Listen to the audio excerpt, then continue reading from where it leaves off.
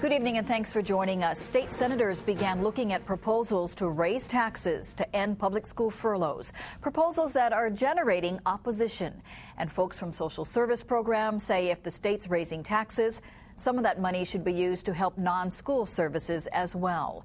KITV4's Keoki KERR is live at the Capitol with details. Keoki, where do things stand tonight?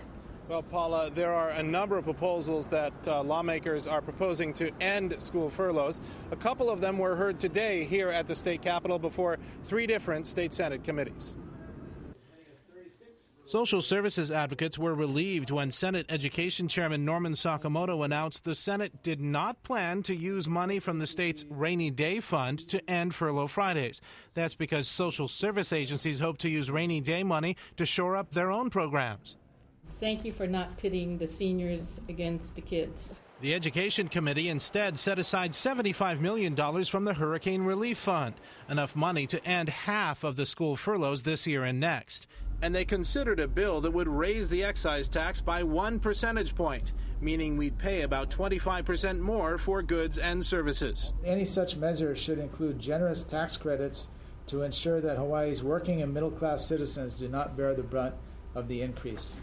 Senators say if they raise taxes to end school furloughs, they would include proposals to ease the tax hike's effect on the needy.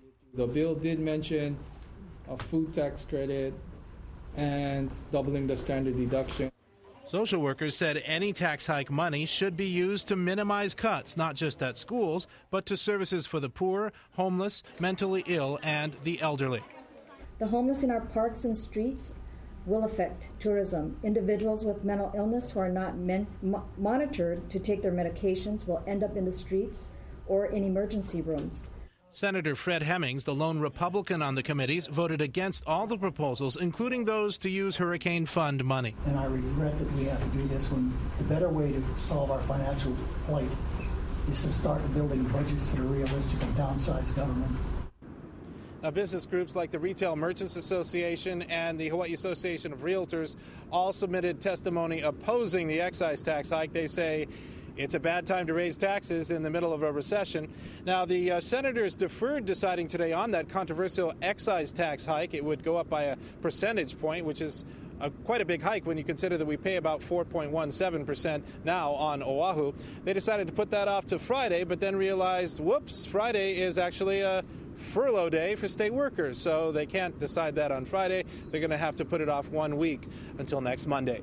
Reporting live at the state capitol, Keoki KERR, KITV4, Island Television News.